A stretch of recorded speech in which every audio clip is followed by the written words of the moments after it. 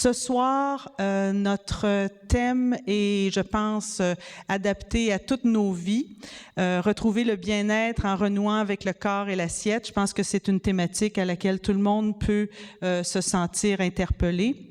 Et on a pensé inviter deux cliniciennes de l'extérieur du Douglas, dont une, par contre, qui a été formée ici. Alors, on peut dire que c'est quand même une certaine fierté dans la formation et le développement des psychologues. La première, c'est Jodie Richardson. Elle est psychologue et cofondatrice de Change, la clinique de psychologie cognitive comportementale. Elle a un doctorat en psychologie clinique de l'Université McGill.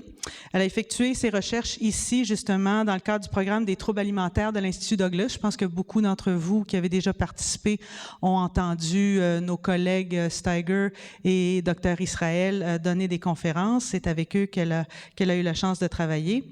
Et elle s'intéresse beaucoup aux troubles de l'alimentation, les problèmes d'image corporelle, les troubles anxieux aussi, maladies chroniques et la douleur chronique. Alors, merci beaucoup d'être avec nous ce soir. Elle est accompagnée de sa collègue Vanessa Perrone, qui, elle, est nutritionniste et diététiste et ils travaillent dans la même clinique. Alors, je pense qu'on voit vraiment l'intérêt d'intégrer la santé mentale et la santé physique dans le développement. Elle est présidente de la clinique Motive Nutrition et membre de l'Ordre professionnel des diététistes du Québec. Elle détient un baccalauréat en nutrition de l'Université de Montréal où elle a aussi complété une maîtrise avec le Centre hospitalier universitaire Sainte-Justine. Elle fait de la consultation nutritionnelle sur les troubles alimentaires, santé digestive, nutrition sportive, santé de la femme et la pleine conscience dont vous allez entendre plus parler ce soir.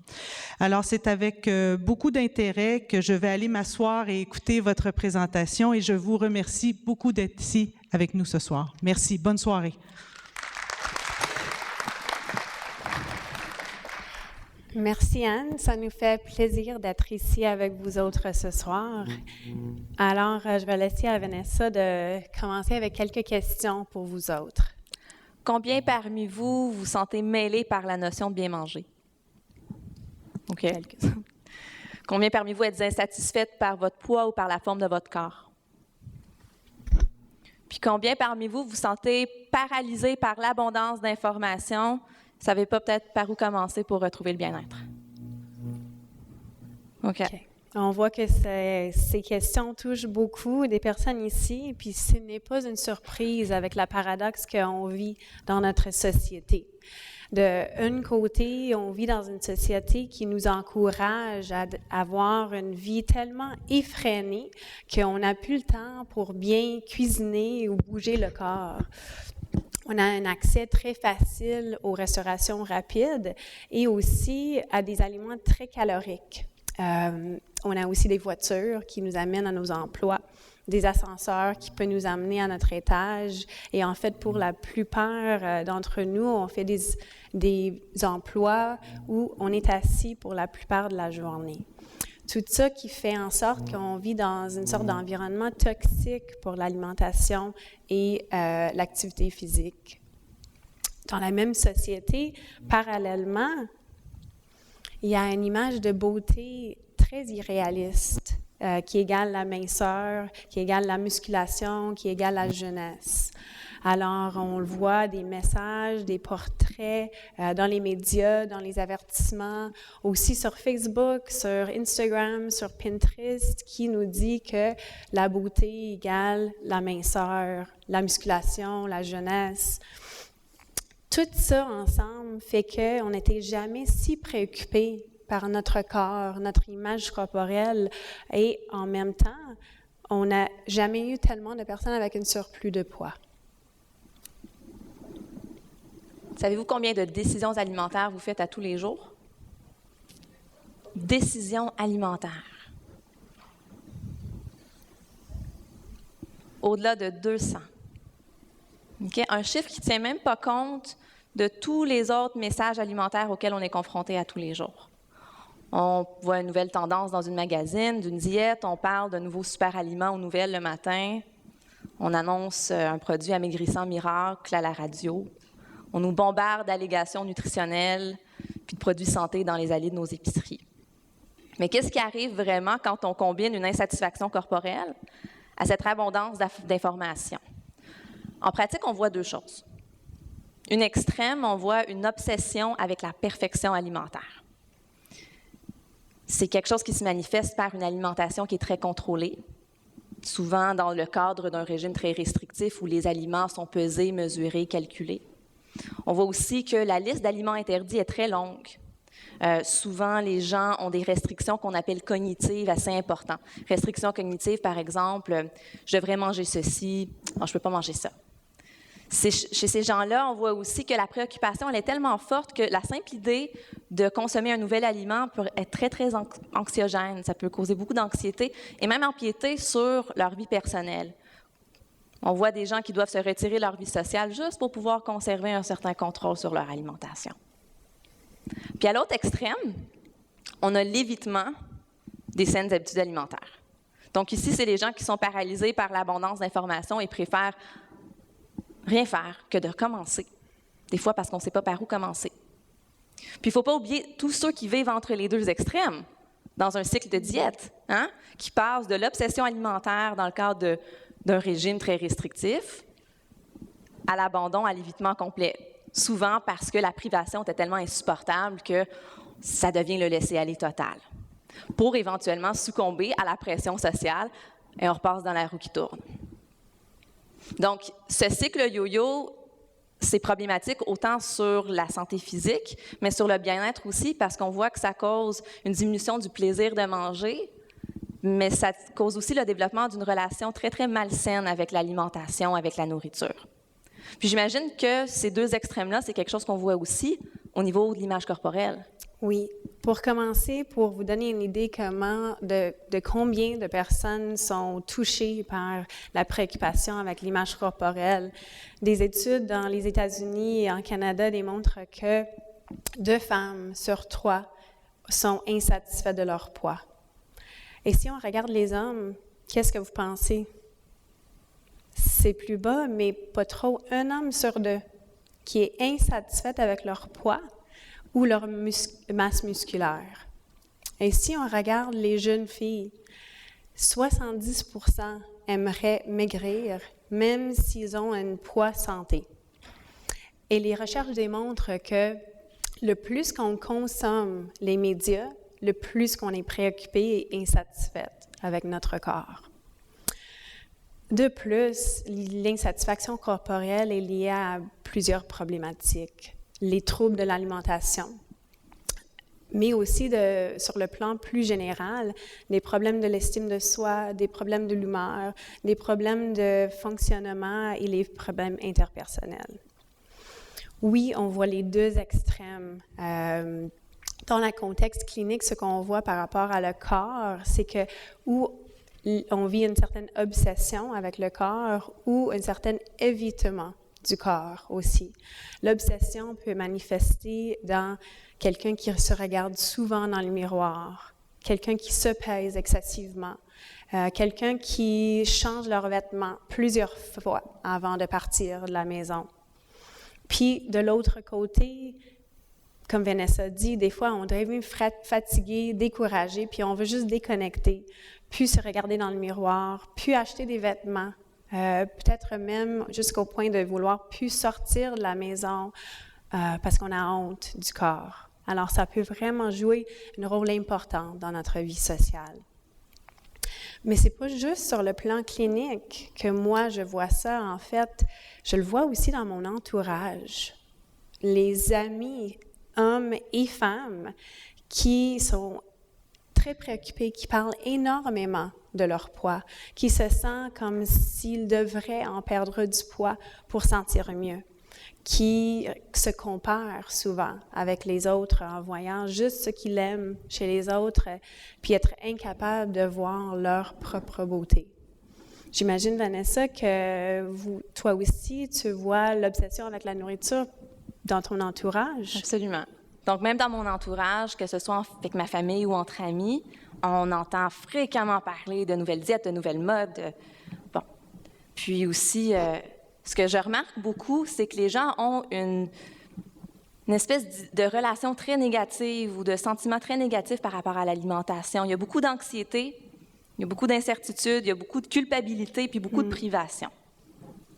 Donc, finalement, c'est un sujet qui nous touche tous en société, même sur le plan personnel, puis c'est la raison pour laquelle on a choisi d'en parler aujourd'hui. On pourrait parler de comment modifier les standards de beauté en société, on pourrait parler de comment modifier notre environnement pour vraiment favoriser de meilleures habitudes alimentaires. Mais aujourd'hui, on va vraiment parler de ce que vous pouvez faire sur un plan personnel, parce qu'on peut tous faire notre part. Okay? Puis on va faire ça en vous outillant, vous aider à diminuer le bruit externe, puis à mieux apprendre à écouter son corps à travers la pleine conscience. Donc la pleine conscience, c'est un concept qui permet de renforcer le lien corps-esprit qui est endommagé chez plusieurs, puis de renouer avec le corps et l'assiette. Pour commencer, on va donner une définition de la pleine conscience. En fait, la pleine conscience, c'est de porter son attention au moment présent, sans jugement et sans attente sur comment l'expérience devrait être vécue. On voit plein de programmes basés sur la pleine conscience qui sont utilisés et démontrés efficaces avec des problèmes de santé mentale et physique, tant que la dépression, l'anxiété, la douleur chronique, le stress, l'abus des substances. Aujourd'hui, je vais laisser à Vanessa de vous informer un peu plus sur les données et la pleine conscience concernant l'alimentation. Merci. Donc, manger en pleine conscience, en fait, la pleine conscience au niveau de l'alimentation commence à faire ses preuves, avec des études qui nous démontrent que la pleine conscience diminue les rages alimentaires, les crises alimentaires ou orgies alimentaires, ça diminue aussi l'insatisfaction corporelle et contribue à un poids santé. Puis quand on parle de manger en pleine conscience, c'est tout simplement la pleine conscience appliquée à l'acte alimentaire. Donc ici, l'objectif, c'est de se nourrir en restant dans le moment présent. On veut se laisser guider par ces signaux internes, de ses besoins à nous, pour retirer la satisfaction maximale lorsque l'on mange, puis retrouver le plaisir de bien manger. Puis pour illustrer ça un petit peu plus, je vais répéter un concept, l'idée de se débrancher, des fois littéralement, comme on va voir, de se débrancher des signaux externes, puis en parallèle, de se rebrancher à ces signaux internes. On va parler de la notion de la faim, de la satiété, de la satisfaction. Puis pour aborder tout ça, on va y aller avec 3 questions qui me sont souvent posées en alimentation pour illustrer tout ça. Avec la première. Quoi manger? Qu'est-ce que je devrais manger? Quelle est la meilleure alimentation à avoir? C'est une excellente question. Mais ma réponse, c'est qu'elle n'existe pas. Il n'existe pas une seule et unique façon de bien manger, parce qu'il en existe plusieurs. Puis c'est quelque chose qui est bien démontré par le fait que sur le plan physiologique, divers groupes ethniques à travers le monde, les 4 coins du monde, autant de la région méditerranéenne qu'au sud du Japon, on voit des gens qui mangent de façon assez différente, mais qui vivent très bien et qui vivent longtemps. C'est vrai qu'il y a un point commun chez ces gens-là, c'est que leur alimentation est assez simple. C'est-à-dire que c'est une alimentation qui est composée d'ingrédients simples plutôt que de produits alimentaires. Légumes, fruits, grains céréaliers, le riz, les patates douces, certaines viandes, poissons, fruits de mer, légumineuses, noix, graines, par exemple. C'est quelques éléments, quelques aliments qui font la base de cette alimentation qu'on appelle simple, à laquelle on rajoute pratiques culinaires, traditions familiales, pour en arriver à une alimentation qui est unique. Donc, si je reviens à la question, quelle est la meilleure façon de manger? Au-delà de simplifier son alimentation, la réponse n'est pas universelle. Puis ce que je veux vous apprendre aujourd'hui, c'est comment vraiment trouver votre variation personnelle. Quelle est l'alimentation simple que vous êtes en mesure de maintenir et qui va vous faire plaisir? Donc, l'alimentation simple qui fonctionne pour vous, que vous êtes en mesure de maintenir et qui va vous faire plaisir. Puis pour y arriver, il faut être à l'écoute. Il faut être à l'écoute de son corps quand on mange. Manger en pleine conscience, c'est autant manger en fonction de ses besoins nutritionnels que de ses préférences alimentaires. Donc, il faut prendre conscience de comment les aliments nous font sentir.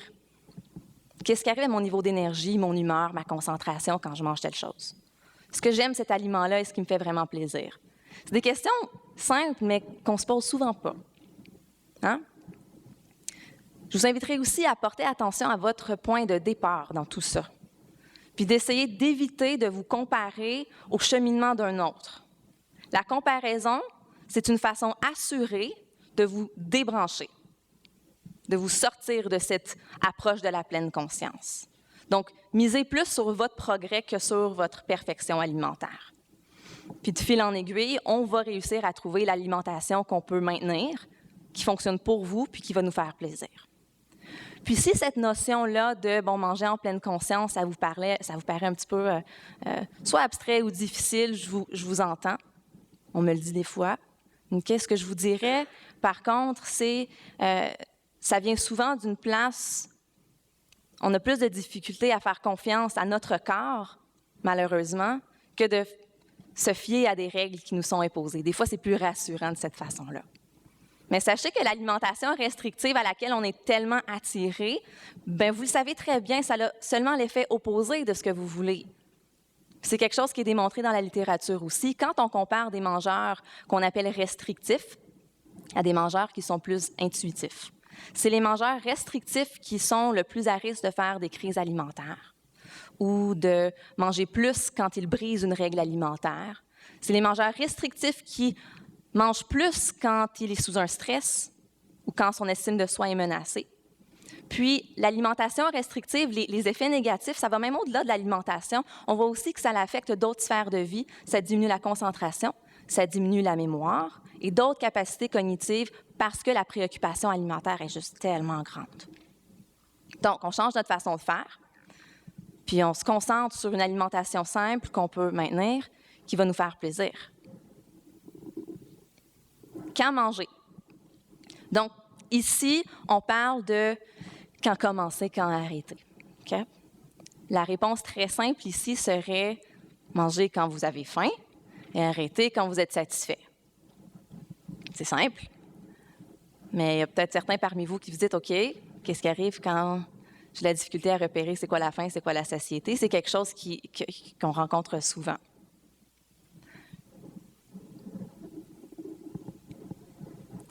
J'avoue j'ai une petite anecdote, une légère dépendance, je ne sais pas si ça résonne avec vous, là, mais la fonction GPS du téléphone, c'est rendu des fois, je programme une destination, sachant très bien où je devrais aller, mais je le programme quand même.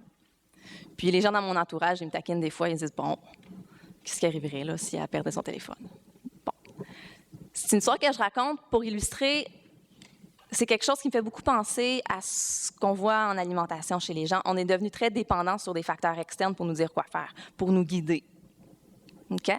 Par exemple, on a des applications téléphoniques maintenant qui nous disent quelle quantité manger, ou on a des gens, par exemple, qui terminent systématiquement ce qui est dans l'assiette.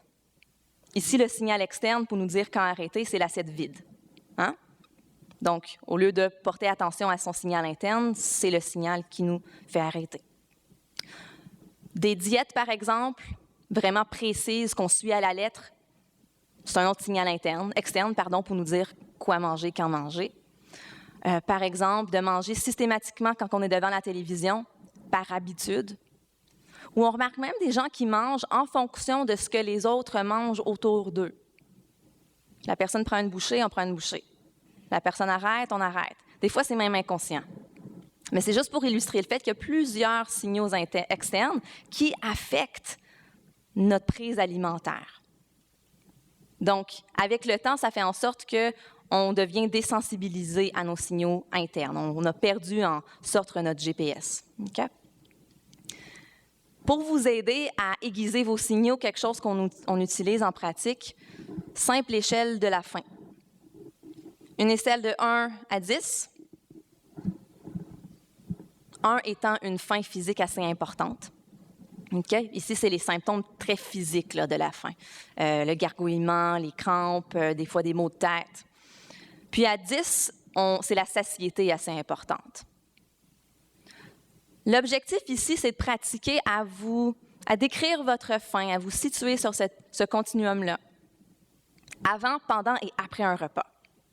Donc, avant, pendant, après un repas, prenez l'habitude de vous situer sur une échelle de 1 à 10. Comment est ma faim? OK? Puis au fur et à mesure, la prise de conscience, en prenant conscience justement des signaux, des sensations physiques associées à ces différents stades-là, on commence à faire les liens, puis on commence à reconnaître la zone de pleine conscience, donc d'être vraiment dans le milieu, entre le 4 et le 7, et de reconnaître justement quand on a faim, de manger lorsqu'on a faim et d'arrêter lorsqu'on est satisfait. Comment manger? Prenez un petit instant pour penser à la dernière fois que vous avez mangé sans être distrait. Sans être devant la télé, avec votre téléphone en main, à l'ordinateur, en faisant du travail, dans l'auto, debout. Okay? C'est difficile. Notre rythme de vie a fait en sorte que c'est devenu normal d'être occupé en mangeant, okay? D'être distrait en mangeant. C'est quasiment, on a l'impression que c'est un luxe de prendre le temps de s'asseoir pour manger. J'ai pas le temps de faire ça. Mais ce que je veux vous réaliser, c'est que c'est un besoin, c'est nécessaire, c'est très important. Parce que c'est uniquement à ce moment-là, quand vous prenez le temps de manger sans distraction, que vous pouvez vraiment porter attention au plaisir que vous procure ce que vous mangez. Et donc, quand vous allez avoir atteint la satisfaction. La satisfaction, c'est très intéressant. C'est un peu différent de la notion de satiété que je décrivais tout à l'heure, qui était plus physique. C'est une sensation qu'on remarque au niveau de l'estomac. La satisfaction que je décris maintenant, c'est plus au niveau des papilles.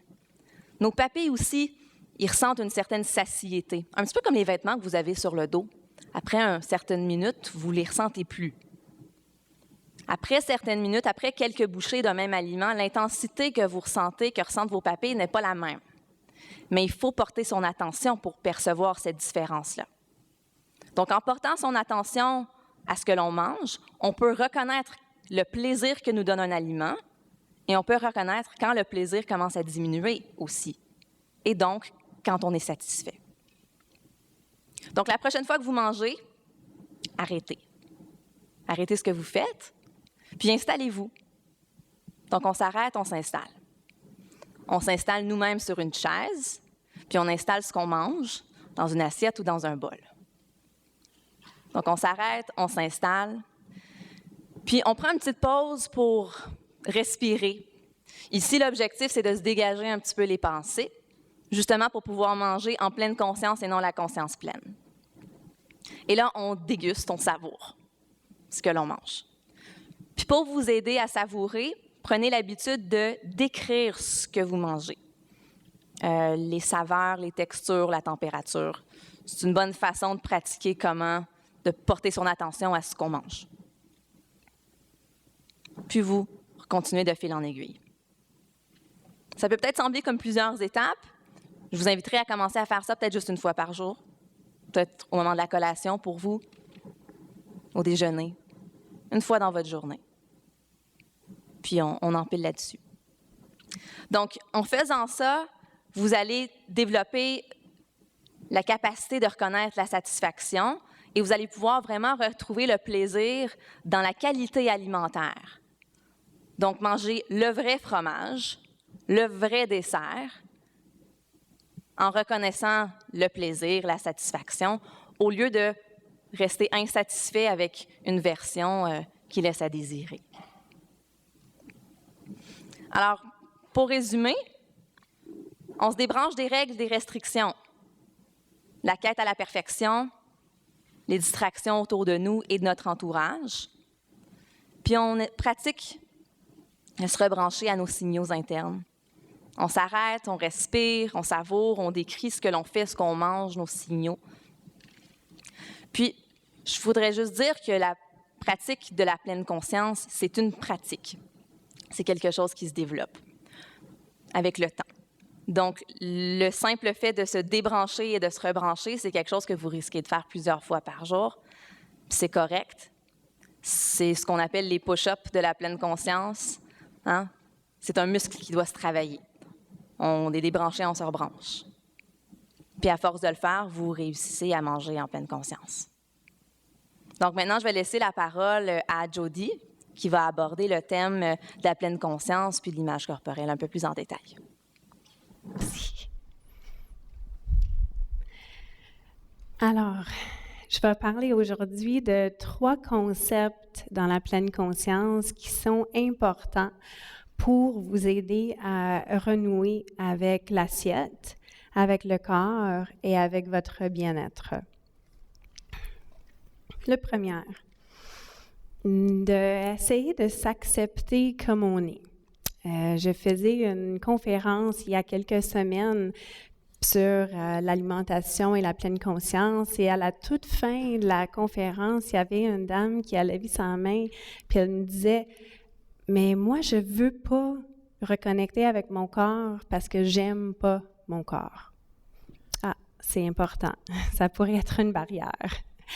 Alors, c'est important de parler de ce concept de comment s'accepter. Puis, quand je propose l'idée d'acceptation à mes clientes, je reçois souvent la même commentaire. Mais non, jamais. Je veux pas m'accepter comme je suis. Je sens pas bien. Jamais que je pourrais m'accepter. La pleine conscience encourage l'acceptation de soi au lieu de chercher un certain idéal pour s'aimer. Mais les personnes, ou la plupart des personnes, aimeraient plutôt porter attention à ce qu'ils devraient être ou comment ils devraient paraître et non pas ce qu'ils sont ou comment ils se paraissent. Alors, ce qu'on fait, c'est normalement on suit des règles comme des diètes et on se donne des motivations externes comme « j'aimerais bien paraître pour le mariage en 3 mois ». En pensant que quand j'arrive ici, c'est là où je vais être capable de m'aimer. C'est là où je vais sentir bien avec mon corps puis m'accepter. Mais malheureusement, ça ne marche pas parce qu'il n'y a jamais une ligne d'arrivée. Il y a toujours une autre règle à suivre. Il y a toujours une autre diète à faire. Il y a toujours un poids plus bas, une taille plus mince, un vêtement, une autre personne plus musclée. Et on reste dans l'insatisfaction corporelle. Alors, il n'y a pas d'autre secret. Le secret, vraiment, pour s'aimer, c'est de lâcher prise des idéaux, puis de reconnecter avec ce qu'on est, de s'accepter comme on est. Puis, encore une fois, le commentaire que je reçois le plus souvent, c'est « Mais non, je peux pas, parce que si je lâche prise de mes idéaux, je vais rester de même. Je vais jamais changer. » Et je me demande toujours, c'est qui a prouvé à tout le monde que l'insatisfaction corporelle